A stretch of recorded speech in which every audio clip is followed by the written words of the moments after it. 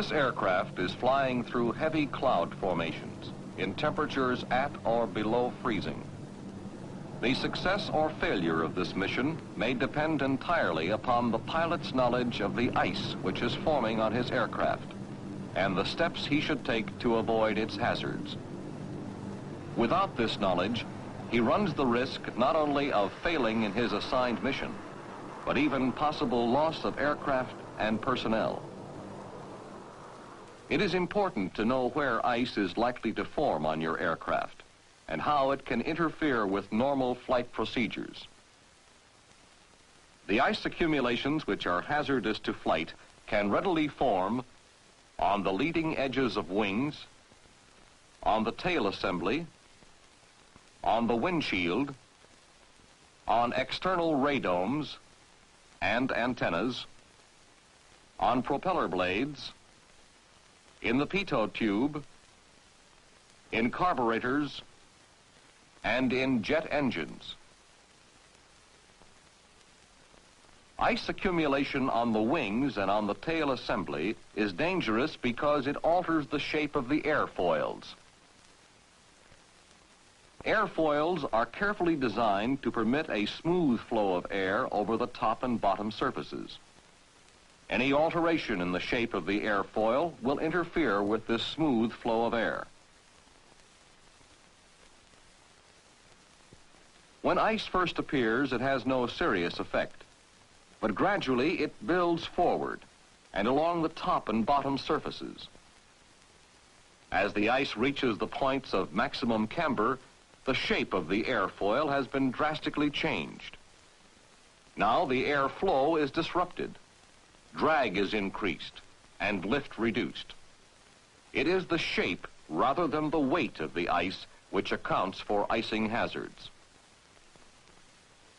Aerodynamic capability is at a minimum. The stall speed of the aircraft is higher than normal, and a dangerous condition exists. Ice may also form on the windshield. An accumulation here can reduce the pilot's visibility to a hazardous degree. It may form a heavy coating over radomes and seriously interfere with the operation of airborne radar. Ice will collect on external antennas and may not only cause malfunction of radio equipment, but under extreme conditions may disrupt radio communications completely. It is impossible to see ice forming on spinning propeller blades, but ice can be seen on the hub dome, and its presence here is usually an indication of propeller icing. Another indication, since propeller ice usually forms unevenly, is exaggerated vibration of the engine and the sound of ice being thrown from the propeller against the fuselage.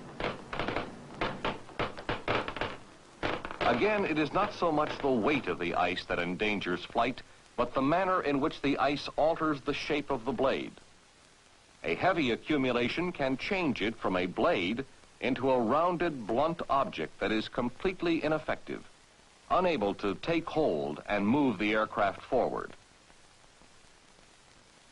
Ice may form inside the pitot tube.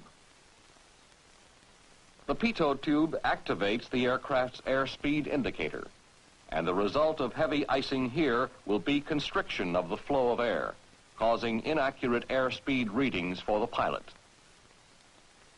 Structural ice may form on external surfaces of the aircraft when the outside temperature is at or below freezing.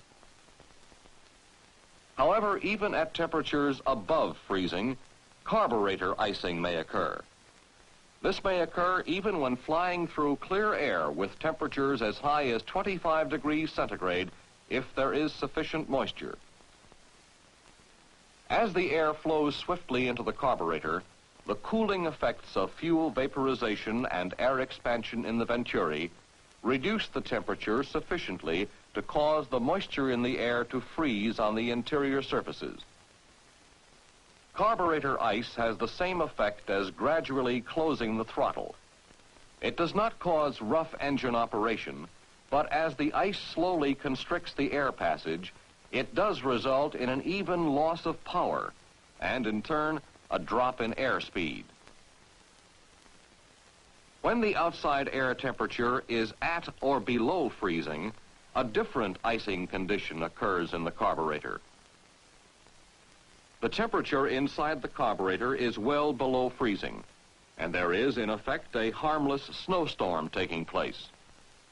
However, in this situation, ice may still form on the throttle, and it is advisable, whenever structural icing is encountered, to move the throttle occasionally to keep it from sticking. As a general rule, jet engine icing occurs under the same conditions as external structural icing. It is of particular concern in turbojet engines of the axial flow compressor type, where the ice forms over the inlet guide vanes, causing a restriction in airflow. The result is reduced engine thrust, excessive turbine temperature, and probable turbine failure. It should be noted, of course, that jet aircraft have the advantages of high speed to fly rapidly out of icing conditions and high ceilings to fly at altitudes where icing is rarely encountered.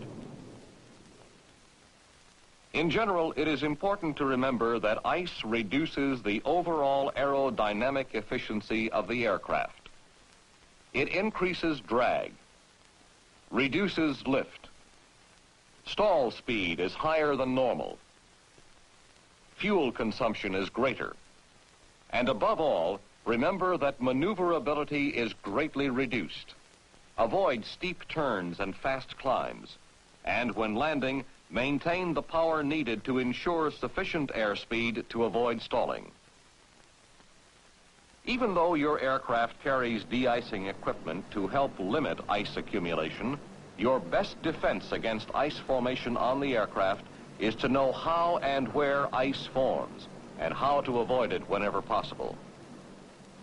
We may find the two types of ice normally encountered in the structural icing of aircraft in an ordinary household refrigerator. The white granular ice that forms on the freezing compartment is rime ice. It is not very cohesive and can be flaked off easily. The hard, glassy ice in the trays is clear ice. This type of ice is very cohesive and is difficult to break loose. All clouds contain moisture.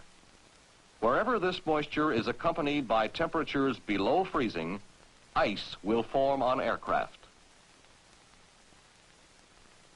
When clouds are formed in stable air at freezing temperatures and are composed of a comparatively small number of tiny water droplets, conditions are right for the formation of rime ice. Rime ice usually occurs at temperatures from 0 to minus 15 degrees centigrade. As a general rule, at temperatures below minus 15 degrees centigrade in stable clouds, all of the moisture will be frozen into ice crystals and will not adhere to flying aircraft. But rime icing has been observed with temperatures as low as minus 40 degrees centigrade and should be anticipated any time the outside air temperature is below 0 degrees centigrade. When clouds are formed in turbulent air, both rime and clear ice may be encountered.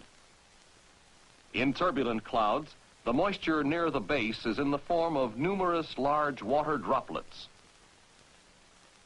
With increased altitude and its colder temperatures, the water droplets become smaller and less numerous, since many droplets freeze into ice. Near the top, the cloud is predominantly composed of tiny frozen ice crystals. The danger to the flying aircraft is not from the ice crystals, but from the water droplets which freeze upon contact. At temperatures below minus 15 degrees centigrade, since the droplets are small and less numerous, rime ice can be expected. Where temperatures are between 0 and minus 15 degrees centigrade, the droplets are large and numerous. In this area, dangerous accumulations of clear ice will form.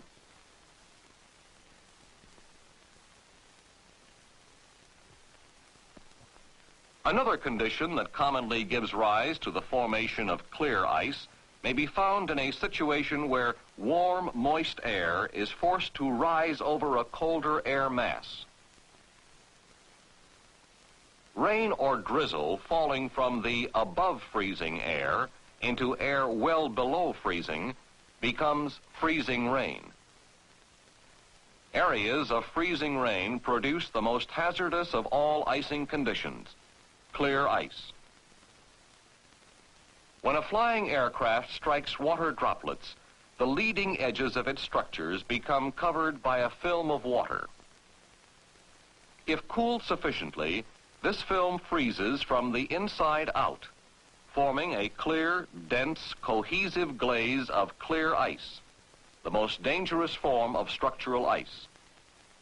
Its form is a rounded, blunt shape on the leading edge and may spread over upper and lower surfaces, drastically disrupting the flow of air and causing a considerable loss of efficiency. Clear ice can accumulate rapidly and will adhere firmly when it forms. Rime ice is somewhat less dangerous than clear ice since it accumulates more slowly and is easier to dislodge. It forms at lower temperatures where the water droplets are smaller and less numerous. Each droplet that strikes the aircraft freezes before another strikes on top of it. The resulting accumulation will be in the form of tiny pellets frozen together in a spongy mass. Rime ice usually forms a sharp protruding ridge which does not affect the flow of air as extremely as a clear ice formation does.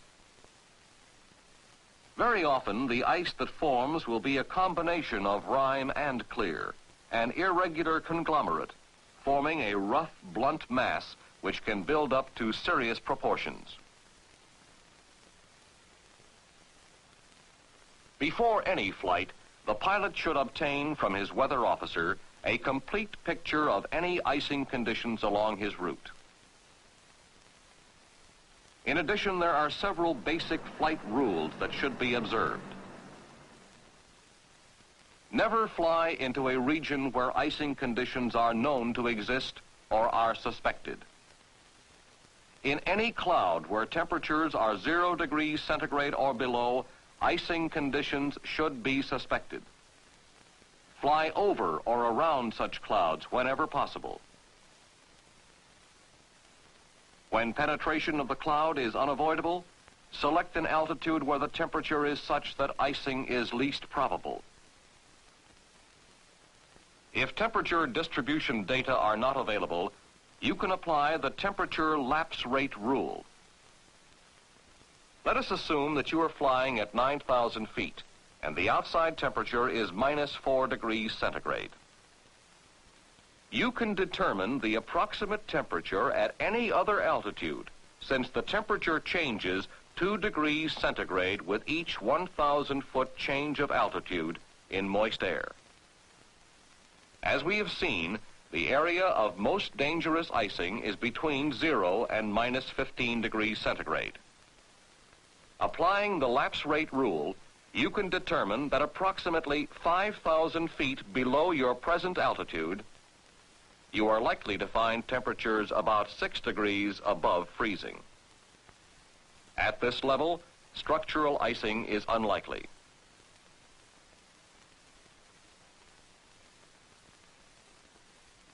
When landing at an airport which is overcast and where icing conditions exist, the pilot who uses the normal slow descent will break out underneath the clouds with his aircraft heavily iced.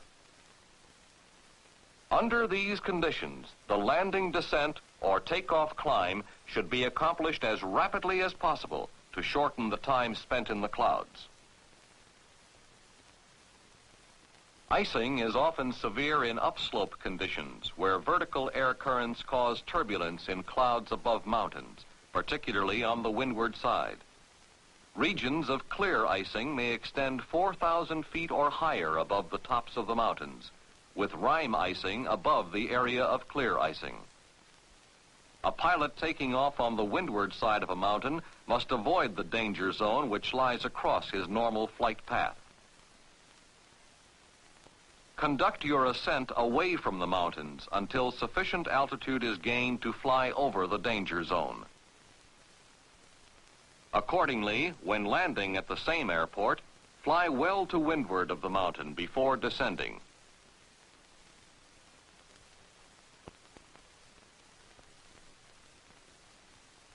As we have seen, areas of freezing rain are the most hazardous for structural icing. This pilot is flying through rain at freezing temperatures. If he continues at this level, the aircraft will quickly accumulate a dangerous amount of ice. In such a situation, you must immediately find warmer air with temperatures above freezing, or turn back. Judging from the information gained in your pre-flight weather briefing and knowledge of the standard temperature lapse rate, you may find there is above freezing air below. With ample terrain clearance, descend as rapidly as possible to the lower altitude. However, descent to warmer air is not always possible. This pilot is flying through freezing rain at a minimum altitude.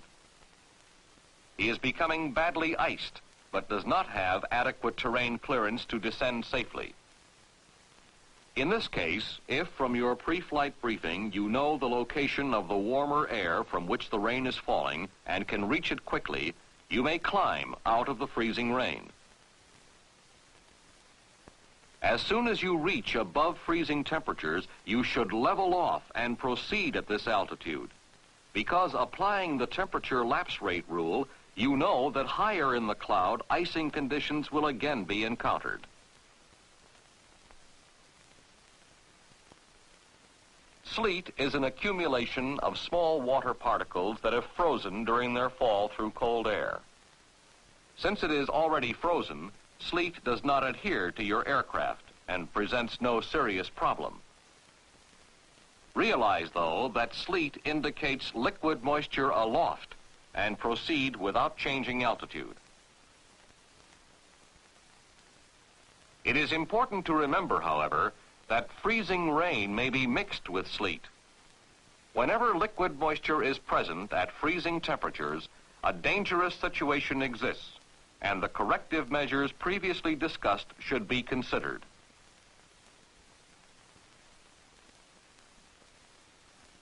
Falling snow indicates that temperatures aloft are well below freezing. As long as the temperature of the air remains cold enough, the snow will stay dry and well frozen. But at temperatures closer to the freezing level, the snow will begin to melt and become wet.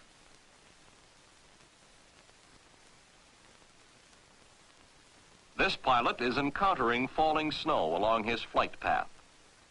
Since he is flying in temperatures near the freezing point, the snow is wet.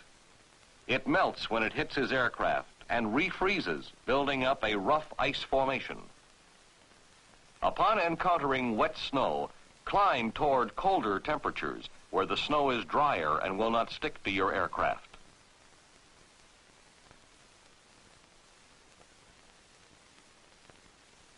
Even an aircraft stationary on the ground may collect a coating of ice, frost, or snow. Deposits of this kind, which reduce aerodynamic efficiency and may cause flight surfaces to bind, should be thoroughly cleaned from the aircraft before takeoff. As we have seen, when flying through any form of liquid moisture at temperatures of 0 degrees centigrade or lower, ice formation on aircraft can be expected. It can reduce the aerodynamic efficiency of wings and tail assembly, seriously affect visibility through the windshield, and the operation of radar and radio equipment. It can impair the efficiency of the propellers and constrict air passages in the pitot tube, in carburetors, and in jet engine air inlets. Before any flight, make a thorough study with your weather officer of icing conditions which may exist along your route. Never continue a flight into icing conditions. Fly over or around such conditions whenever possible. While the de-icing equipment on your aircraft will help minimize icing in many situations, remember your best defense against icing hazards is to know where you may encounter them and to avoid them whenever possible.